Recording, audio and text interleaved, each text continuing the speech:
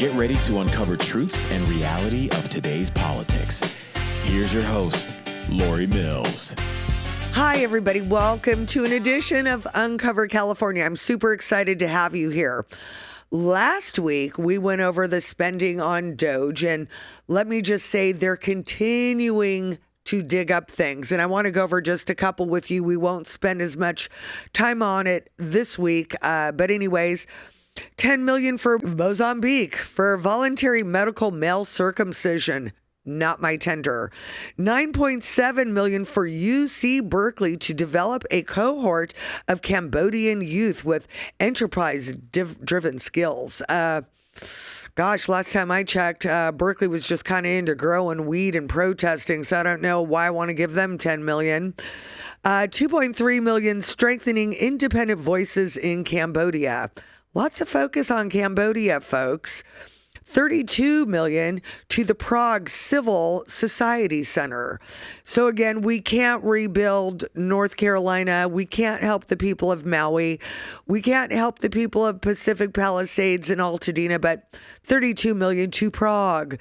And I don't think the last time I checked, Prague was really hurting for money. $40 million for gender equality and women empowerment. No, not my tender. $14 million improving public procurement in Serbia. No, thank you.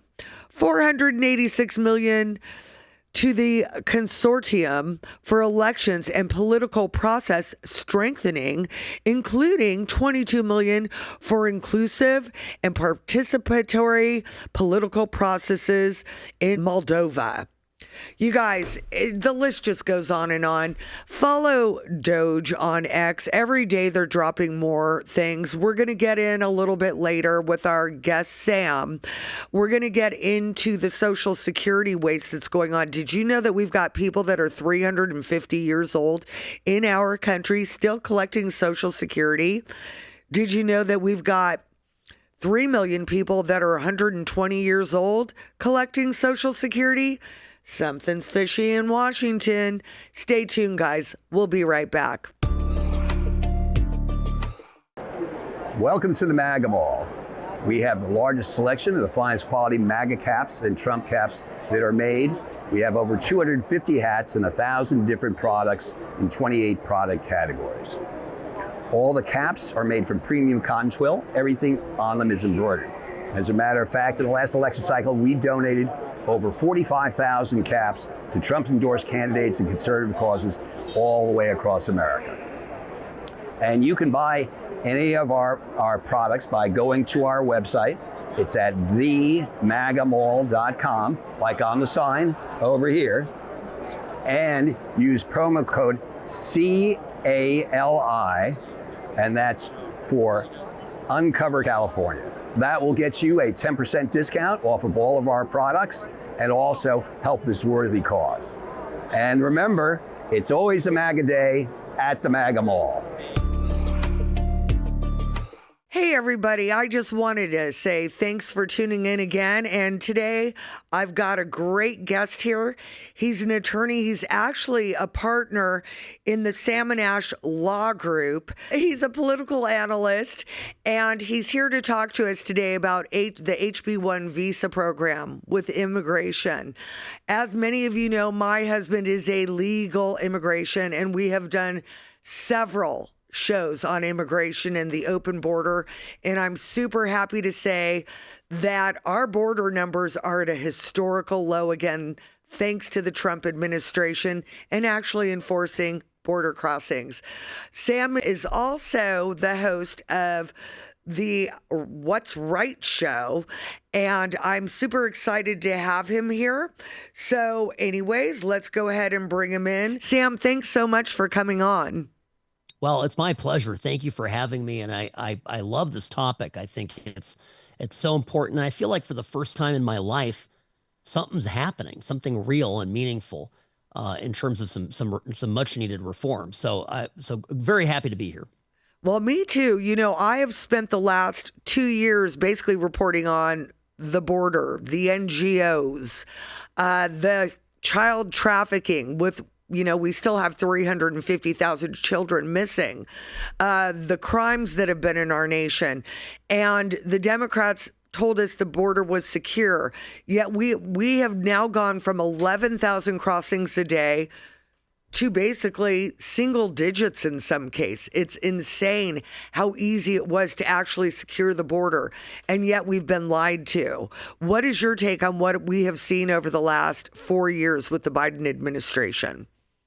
Well, it's almost like a story of 4 weeks versus 4 years, right? Yes. So one thing that really stands out to me is that the great lie that there was something magical that Congress needed to do in order to give Biden the ability to close the border really was a complete fantasy.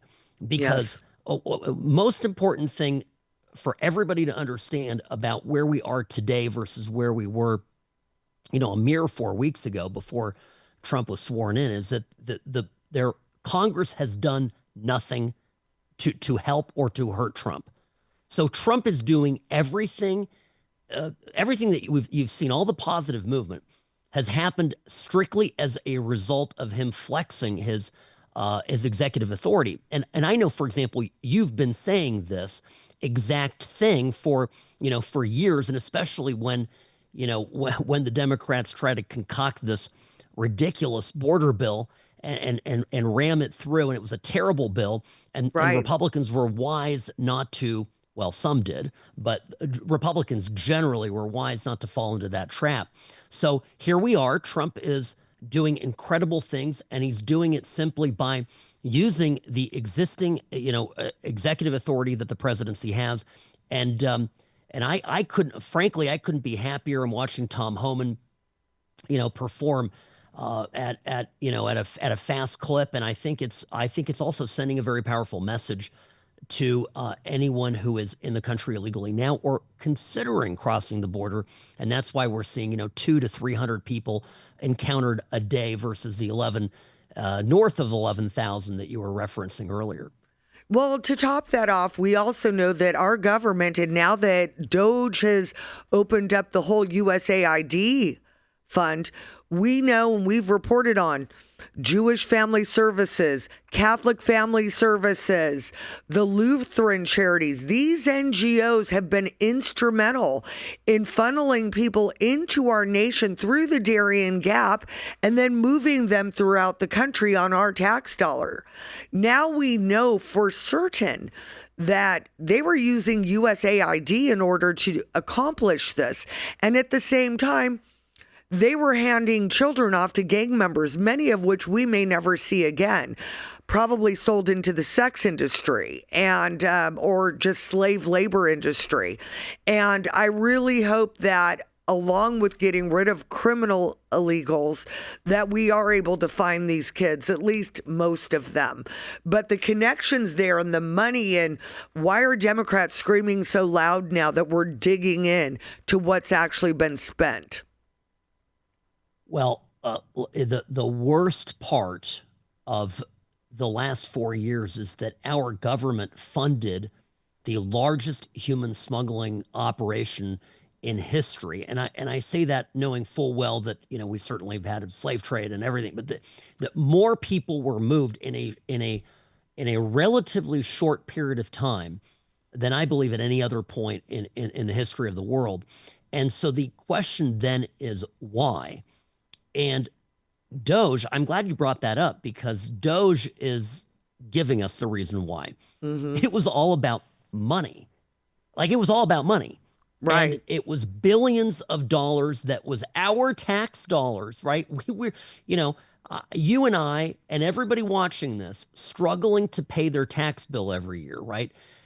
Sacrificing, lifestyle, sacrificing, foregoing vacations, and sometimes even essentials to pay their taxes. And this money was simply getting sucked up and paid by the bucketful to import, people who had no business being here in this country. And the kids, of course, that's the component of this that's really heartbreaking because these are the innocents, right? Mm-hmm. And it'll be, I really believe, I have faith in Pam Bondi, our new attorney general, to get to the bottom of this. I have faith that people will be brought to accountability here. There have to be prosecutions, and no one should be above the law. And you mentioned Catholic charities. I mean, it is an embarrassment that supposedly a faith-based charity like this, and I've spent my life defending faith-based charities and believe that they have a place in our system. And I think there's certain things that faith-based charities can do, better than the federal government and even local government.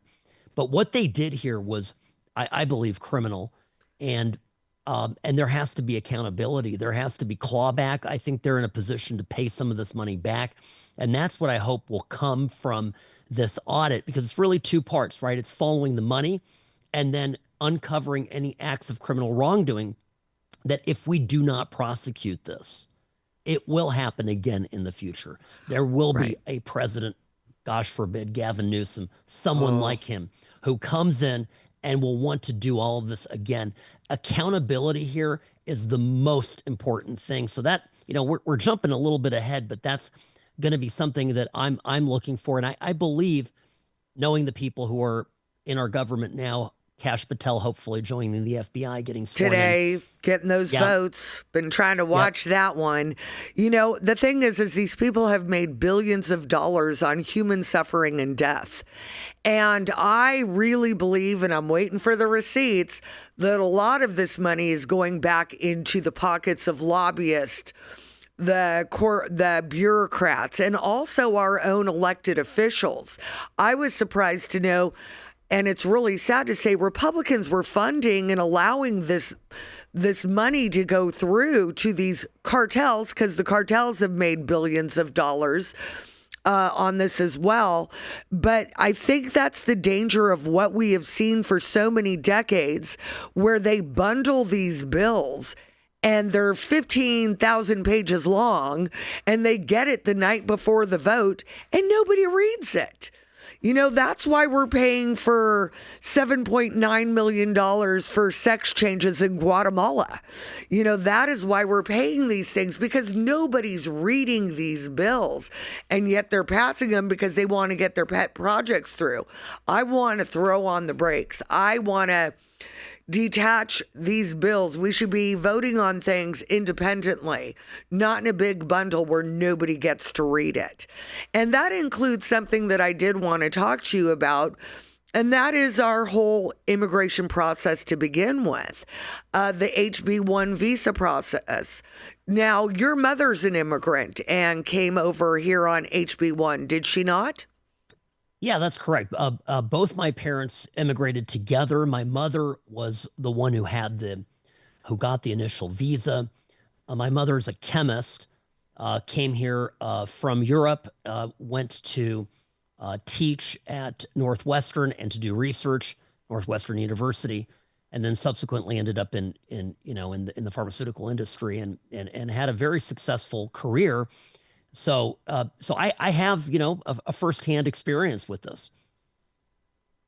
Yeah, I do as well. My husband actually came over on a work visa from Australia, and he is a specialist in the rock and roll Academy Award show business industry. So he came here legally, and we did have to go through a process. And I'm glad to say, after 26 years of being here, he's finally a citizen. Had to kick him a few times on that one.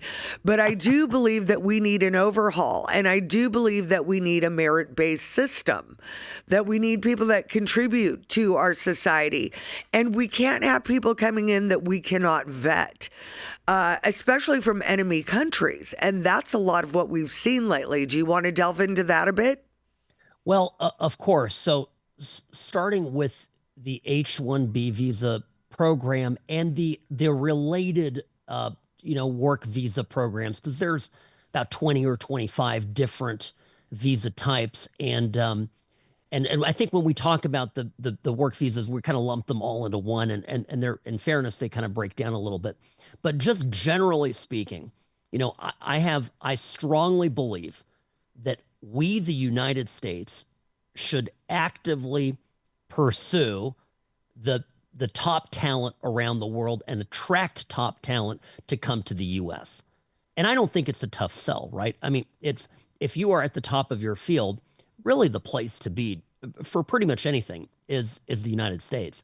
So it's, we ought to, as a matter of our, national policy and also for national security purposes, we ought to be doing everything we can to attract, the high level players. Now, generally, when conservatives talk about,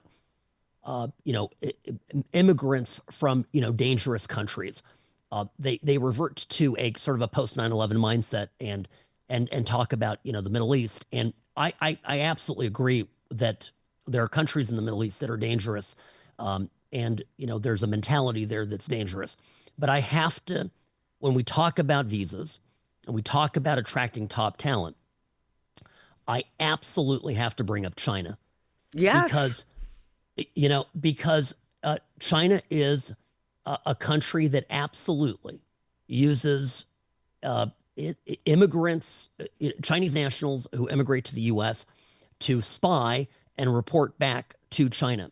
And I'm absolutely, I'm always surprised because, my parents escaped communism, and they are, I was born and raised in the U.S., but Where are they I always from? hear they're, pardon me? Where were they from? They're from what was then Czechoslovakia, which is now the Czech Republic. So they were both born and raised in Prague. But, I grew up with stories as a kid about, their experiences growing up under Stalin. Okay. And I know how a police state operates. Most Americans cannot really wrap their heads around it. China has its tentacles so deep into this country. There are, forget the embassies and the consulates. There are substations, Chinese police stations. This has been widely reported and documented that are all over the U.S., particularly in, dense metropolitan areas that keep tabs on its nationals. They threaten their nationals to report back and get information from them. They use their family members that are still in mainland China or whatever assets they have in mainland China as leverage. And this is something that, I don't necessarily have the answer to it, right? But, when we think about how we recruit Chinese nationals, particularly for work in sensitive areas in research and technology in our military industrial complex, we have to be very, very careful about mainland Chinese nationals because of the Chinese Communist Party and their intention to spy on us. Well, they've also said that they want to be the world's leader. We know this to be true. It was very concerning to me when we did have the Chinese spy balloon float over our country and nobody did anything about it. There's also student visas, and we're seeing this cultural Marxism infiltrate our college systems. And even the other day when I listened to our Vice President, J.D. Vance, I couldn't agree with him more.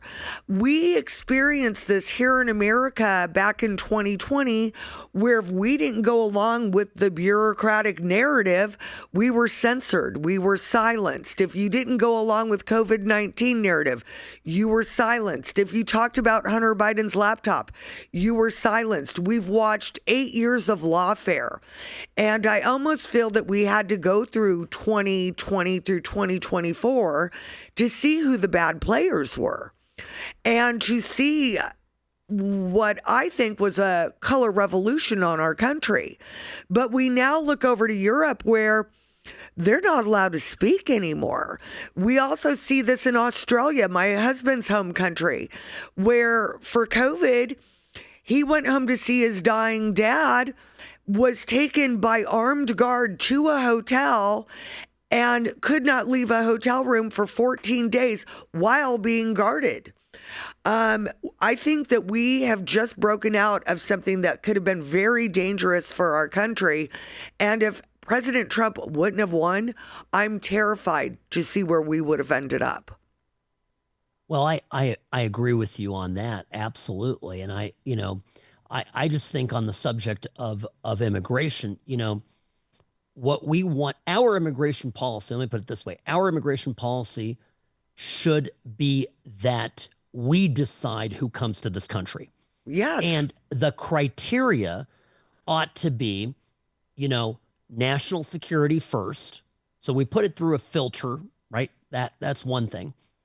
And then the next thing is, what is our need, right? Like, it's not, a boohoo sob story. Whoever wants to come in gets to come in. That's not how it works.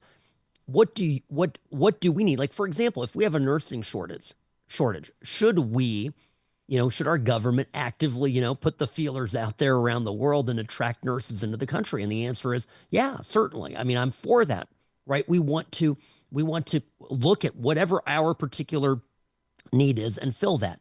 Now, at a high level, if somebody is the leading, physicist or the leading nuclear scientist, whether they're in Austria or they're in Italy or in Malaysia, by all means, I mean, we ought to roll out the red carpet for them.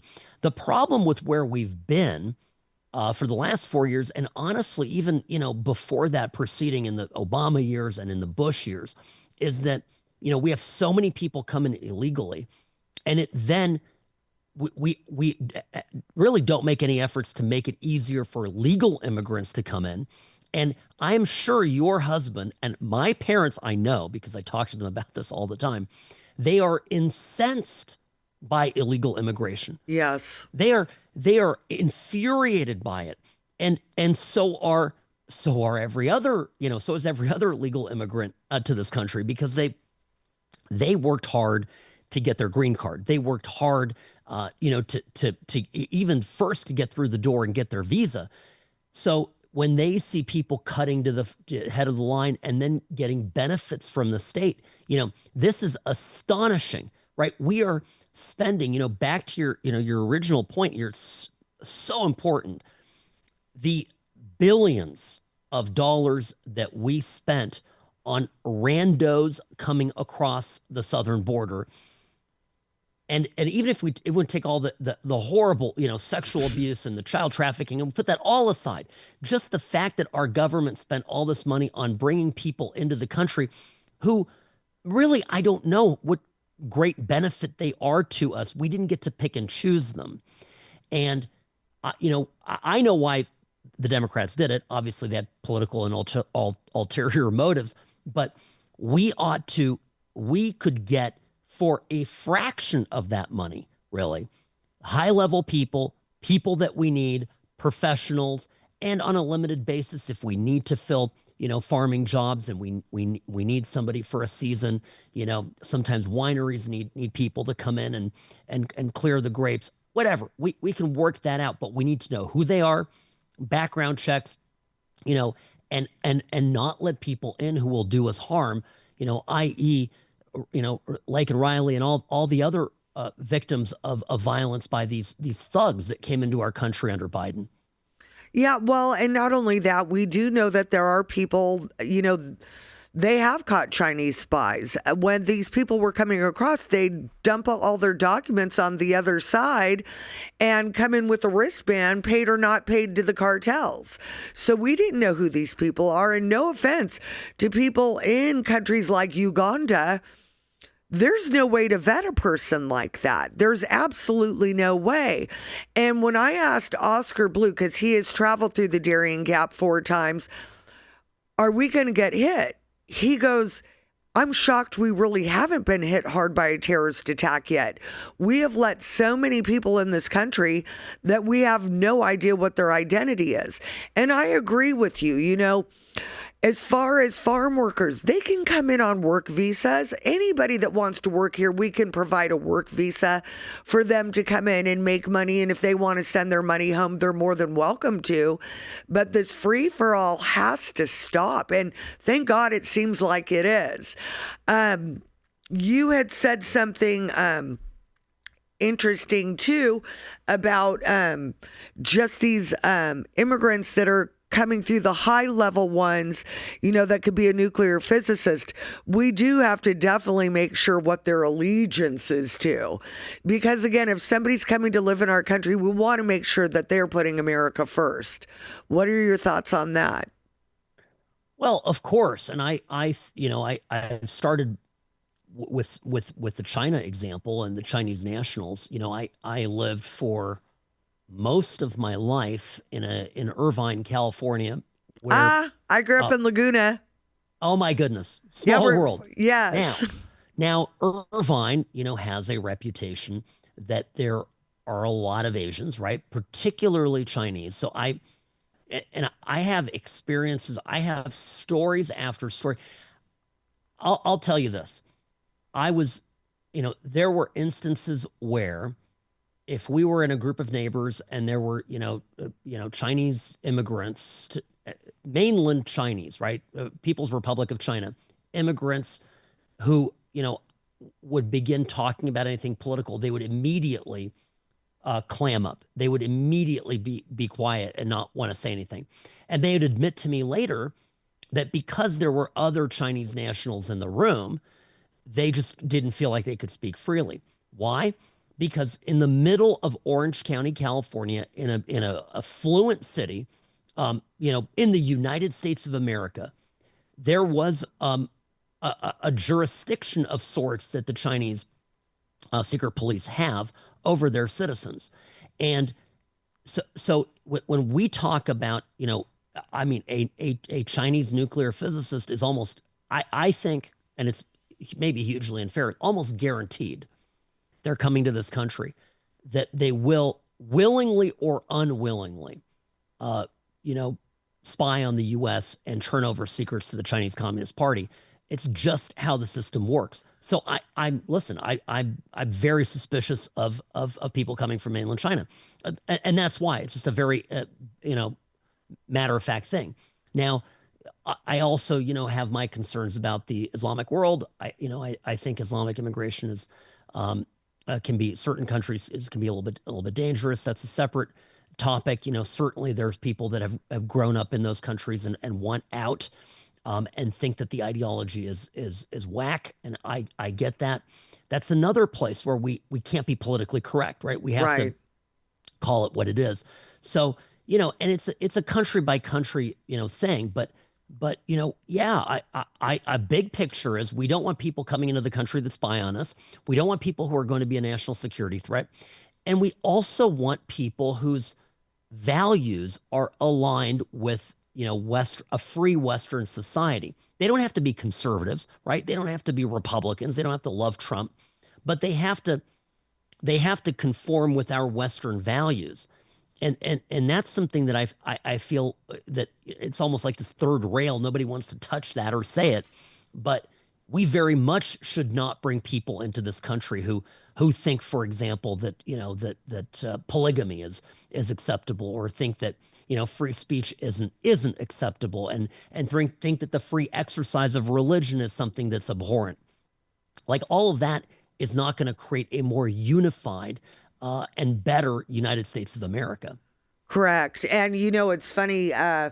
I think, and I know, they've brought a lot of these illegal immigrants in so they could redraw the congressional district maps. You do not have to be a citizen to be counted in the census, which is extremely dangerous. I think that it's a way for the extreme left to jerry-rig things to go in their favor. And as far as the Chinese nationals and all these people coming here, we do have to be extremely careful. You brought up Irvine. I was there back in a long time ago, the 60s, where it was all farmland. I actually knew the Irvine family that, was kind of scammed out of their land down there. But California in itself used to be a red state with agriculture and everything, and everybody always got along. It's when it became more urban, things started falling apart here. And again, I just think that we need to choose who's going to be in our country, just as you've said. And it's a privilege to be here. And these people should have to pass a civics test and know what our values are here as Americans. I think the danger is, especially, when you brought up the Islamic State, I know some people from Iran that fled that country. But there are people from that area where they believe that if you don't want to convert to their religion, they have to commit jihad on you. And if you look at a lot of the attacks which have happened, sorry, they kind of come from that area of the world.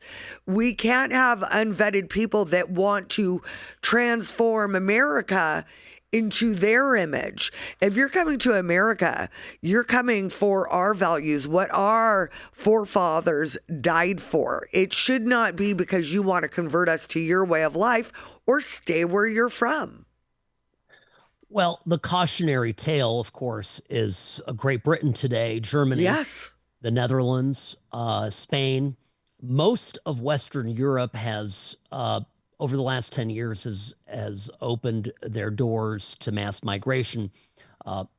Sweden, Denmark, etc.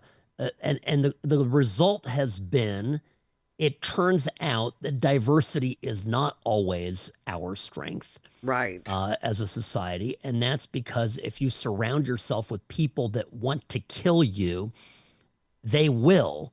And eventually your society is not going to be the better for it. So again, the challenge here is that, any kind of mention of standards for bringing people into the country, immigration standards, you get called a racist, a bigot, a homophobe, a transphobe, whatever it is, all the names. And it's very simple. I think that we have Western values that set us apart from China, that set us apart from, Afghanistan, right? I mean, it's pretty obvious. We're a Judeo-Christian nation. Well, and whether it's not even just a religious thing, though. We have an idea about freedom, about freedom of worship, right? And you don't have that in these countries. So Right. the question becomes, right? Do we, because I look at my parents are so compatible. They come here as they are escaping totalitarianism. They're escaping communism. You're not going to find more conservative, Americans than my parents today. I mean, they're the kind of immigrants that we need more of in America, right? They've both had a fabulous career. They've done great things, but also they get it, and they get it because of their perspective of where they came from. So it's not a no for me on. I mean, of course there are some immigrants from Afghanistan that we would want in our country because there's a reason for it, but absolutely maximum vetting. And I really do believe that there's, people should be expelled. And you're noticing this. Trump is starting to do this, and it's so good. Have you heard of the student visa holders that are here? There are guests of the United States. They're at a university, and then they join a pro-Hamas protest. And Yes. Trump has come in and said, out with you. You're done. We're pulling your ticket. You're going back to wherever the hell you came from. And they should. They should. And they Never should, in my and that's what I'm wildest talking about. dreams did I Exactly. think that we would have our college campuses shut down after a massive terrorist attack in Israel, where today I believe they're sending the bodies, some of the 2 dead children, the baby and his 5-year-old brother are coming home dead today.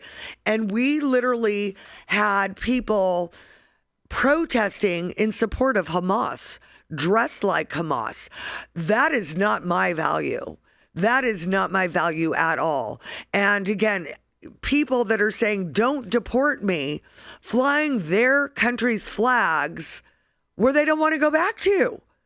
There's something very wrong with that picture. I'm glad you brought the flags up.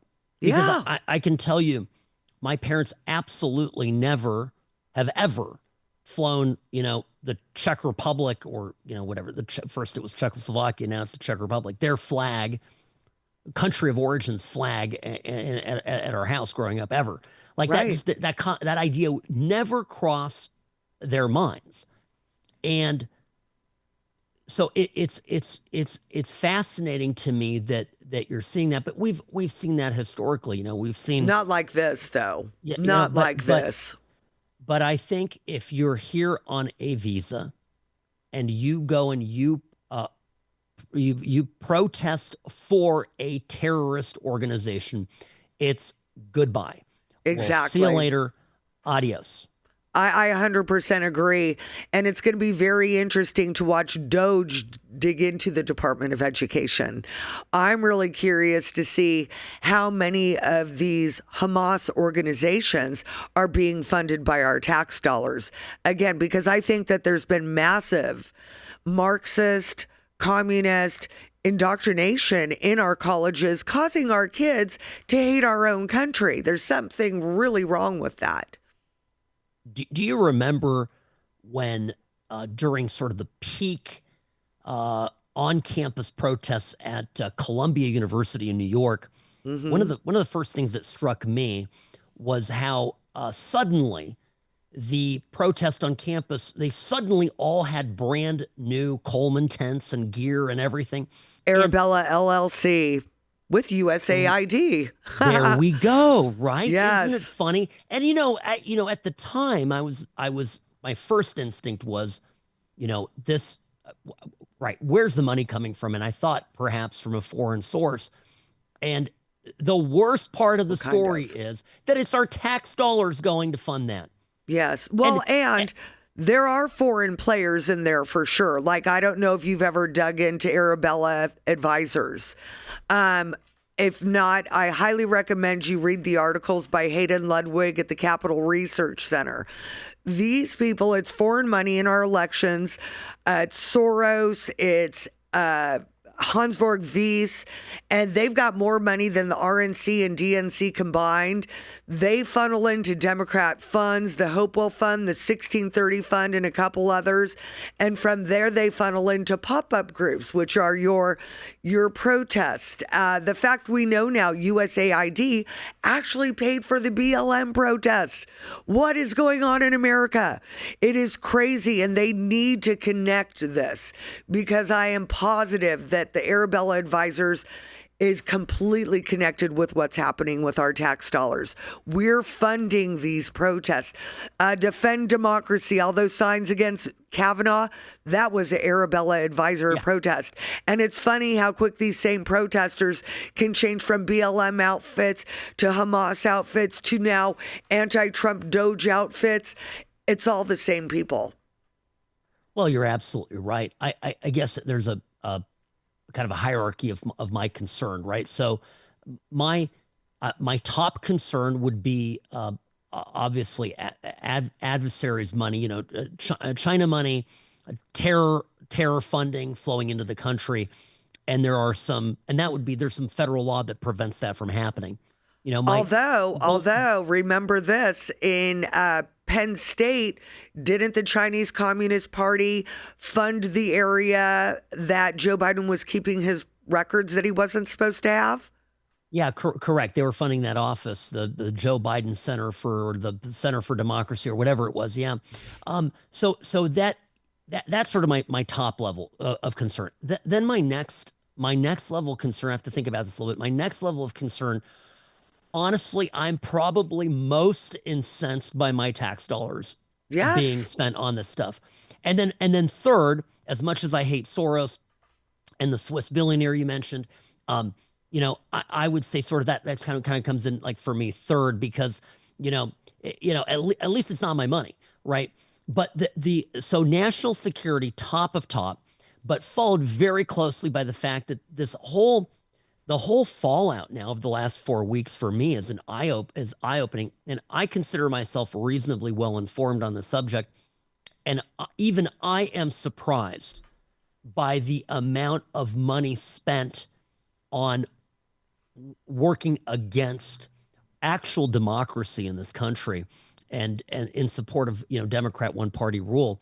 So to me, and we are, I think, still scraping just the tip of this. I think in the next year, eyes will be opened. And the best part about the story is that, there's going to be daylight on this, and Musk and Doge and everybody working here as a national hero. Yeah. The scary thing is, though, the media is not stopping. And now we know we're paying Politico with our tax dollars too, and NPR and the AP, but they're still continuing to lie to the American people. And there is still a big group of Americans that believe the lie. And we are definitely in a situation where we have information warfare going on. The good news is right now is we're no longer censored like they did to us in 2020. And what's happening to the people of Europe right now, they are being censored if they're not going with the state narrative. Where do you see our information war going? Well, that's a great question. And I've first off, I don't think it's working, right? In the sense, right? So let's start first with the media. And it's too soon to tell, right? We're 4 weeks in. I think everybody is on the other side is shell shocked. They are still doing the same thing that they've always done. Yes. Racist. But it's the definition of insanity, right? Because it Right. didn't work. They failed. I would be much more worried if I saw some big pivot, if I saw some like curious new strategy coming, emerging out of the embers of what was, this last political cycle. And I'm not seeing that. I know. I'm so unburdened by what has been, Yeah, exactly. I'm just not seeing it. So yes, I mean, if you watched CBS News over the weekend and watched 60 Minutes, I mean, it's crazy propaganda, but they're speaking to an increasingly smaller and smaller audience. Mm-hmm. They're speaking to people who already are, sort of lost, and the beauty is that in the last election cycle, independent media reached more people than ever before, and that's only going to accelerate. So I never thought optimistic. I never thought I would be doing this. I was one of the top realtors in Right? the country. Then I ran for office, and then they censored me, and I'm like, then I'll just have a vodcast. So it was pretty amazing. Now, I wanted to switch gears with you just a little bit because I got my hands on Doge's social security numbers. I don't know that if you've seen this, but it seems that we've got one person in our country that's between 360 years old and 369 years old. We've got another person in our country who's been collecting Social Security between 240 years old and 249 years old. And I mean, I can take this all the way back to, and let's just be real, they're saying there's 3,627,000 people between the ages 110 and 119. What are your thoughts on this? I mean, it's another scam. They're saying there's 3,542,000 people that are between the ages of 140 and 149 years old. Do you think that this money's going to illegal immigrants? Well, really only one of three things are possible, right? We either have some really impressive longevity in this country, which would be nice. Yeah, but I don't think that's the case. 866 people at 210 years old. I'm just saying. I mean, it'd be very impressive, and I'd be encouraged by that. Now, probably not the case. So then, what is it? And both are bad, right? We either the system that hands out the most entitlement money in our country, period.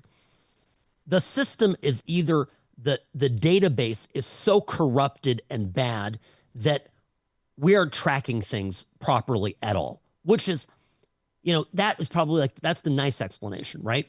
But that in and of itself is also not a good thing. Like I'm seeing people come along, defend it, saying, well, it's the way the database is structured. I'm like, no. That's not a good defense.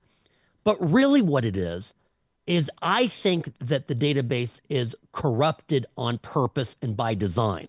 Yes. And you're just seeing, this is just a little glimpse, the icing on the cake. You're just seeing the top layer of corruption in the system. And my plea to every Democrat watching this, you may not like, Musk, and you think, Trump is a, orange, goon and whatever. Don't you want Social Security to be solvent? Like, if we are paying out whatever the leakage is, if it's 10%, 15%, 25%, gosh forbid, right? Whatever the leakage is, that's bad. And that's money that potentially, if you're in your 40s today, you're not going to get in Social Security because the system is going to bleed out. So this is one of the single most important things that Doge is doing. And, Democrats believe in Social Security, I presume, and they've been stealing from it for a while. There you go. There you go. They say he who protests the loudest, right? And it's pretty amazing to me watching Democrats right now try to defend this waste. You would think any American would want to look into waste and cut it.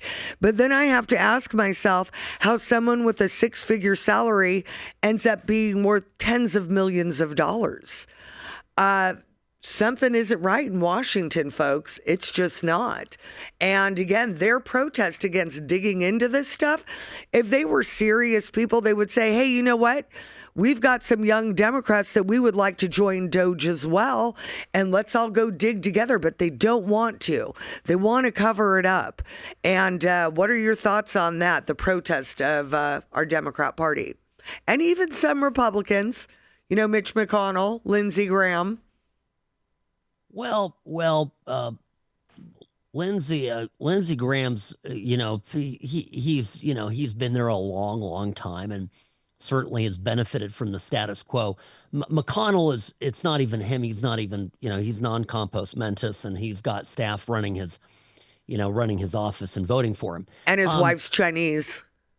Well, she's our former Secretary of Transportation. Can't forget that. Yeah. So what I think that everybody in Washington benefited from the system. It was understood that if you put your time in, your spouse would get a gig, you would get a cushy retirement, meaning a board seat, a no-show job upon leaving government. So there is, sort of in the broadest sense of the word, immense corruption in Washington. And it's not surprising, with $1 trillion budgets, that there be, money that's flowing into people's pockets. And it's wrong, it's illegal, and it needs to stop. And what you're hearing is a bunch of squealing pigs that are about to, go to the slaughter. And that's what I'm hearing. I mean, you call it protest. I think they're losing their slush fund. Hogs getting. Pigs get fat, hogs get slaughtered, I believe is the saying. But it's amazing to me, like Elizabeth Warren, for instance, she's never left government. She's worth $12 million. Please do that math. I think these people are losing their slush fund. I know when I ran for office, my opponent never campaigned. I was on the campaign trail all the time. And somehow she ends up with $1.6 million to run against me. I had Hitler ideology. That was her big, Lori Mills, scary ultra MAGA extremist. But anyways, that was her thing. But I think even if we look at Sacramento today, Gavin Newsom just went and bought a $9 million house. Where's this money coming from? And I think that's why they're afraid of Doge. They're going to lose their slush money. They're going to lose all the money that supports their campaigns. And they're going to lose all their extreme things like, your sex changes in Guatemala, your DEI programs in Serbia, this woke-topian fantasy that they want to shove down our throats is being destroyed before our eyes. And I applaud it. Yeah, I mean, look, it's all about following the money. Gavin Newsom, as odious as I think he is, he's horrible. Has his a source of independent wealth. I mean, he comes as a big trust fund and a winery and all this stuff. Like, he's a very wealthy man. But if I live in Las Vegas now, and the big Democrat political hero around here who's now deceased, of course, Harry Reid. His entire life in government, he died a multimillionaire, and nobody's even allowed to say it. I mean, I even know Republicans in the state who are like, well, Harry Reid, he did a lot for Nevada. Well, he brought a lot of pork home for Nevada. Okay. But he also stole a lot of money for himself. It needs to be said. So, it's kind of, where we started earlier, and you said something that I agree with. You said that, this last election really was maybe I forget how you said it, but our last chance. Like, who knows what would have happened if Trump had not won. I don't think we would have had a country. I think we all would have been censored. I told my husband, because I'm very open spoken. I don't hold back. I said, expect the FBI to knock on the door. I look at grandmothers like Cindy Young, who went to jail for 5 months over being escorted around the Capitol. These J6ers would still be in jail. Our country would continue to be flooded. We wouldn't have had a country. We just wouldn't have. Yeah, I agree, and that's why I remember you said that, and I thought, it also comes down to the money. Right. Like, I don't know if we could have survived financially 4 more years of running a $2 trillion a year and growing deficit. So, the last 4 years, certainly the last 3, we didn't have COVID, we didn't have anything. It was a disastrous deficit because nobody wanted to give up their gold, their lucre that they were collecting from the government. And so these entrenched interests, somebody had to come along, a disruptor like Trump. The best part about it, he's not running for a second term. He doesn't give a rip. He is here to get it done. And Elon Musk, same thing. He's not looking to grift off of this in any way, shape, or form. And the fact that they're accusing him of that is the cutest thing ever, because it shows exactly where their minds are. They've all done it. So they just assume that the guy that's coming in doing stuff is grifting too. And it's not the case. And it's beautiful. And it really came, I think, at the 11th hour. I think when the history books are written on this chapter of American history, everybody smart will agree that the U.S. came perilously close to its demise. Absolutely, 100%. Well, Sam, we ran out of time. I love having you on. I really do. I hope you'll come back sometime. And I'd love to be on your show sometime. It would be super fun. I enjoy talking to you. Would love to do that. Let everybody know where they can find you. Tell them about your show a little bit more, and where you were on social media. Super. So obviously, I'm a big fan of X, formerly known as Twitter, at What's Right Sam, at What's Right Sam. And my show, the What's Right Show, you can find it wherever you get your podcast. It's a live radio show, Monday through Friday in Las Vegas, Nevada, but we do a podcast and really covering national issues. So if you like my take on things, you'll love the show. And you can download the podcast, Apple Podcast, Spotify, wherever you get your podcast, find it there. Thank you so much. Yeah, I'm with you. My show started out Uncover Cali, and we spent a lot of times on national and international news. It's just where the cycle goes. But I really appreciate you coming on, and I hope to have you back soon. Everybody give him a follow and listen to his show. I'm sure you'll be entertained. Thanks so much for tuning in. We're going to go dark next week because you know what? My producer needs a vacation. And so I am gladly saying, have fun, buddy. Anyways, so make sure to follow me on X at Lori Mills, the number 4, CA42, and make sure you like and follow and subscribe at Uncover Cali on Rumble. And if you can help support our show, please go to uncovercali.com. Give us a little $25 donation. A little bit goes a long way. You guys take care, and we'll see you in a couple weeks.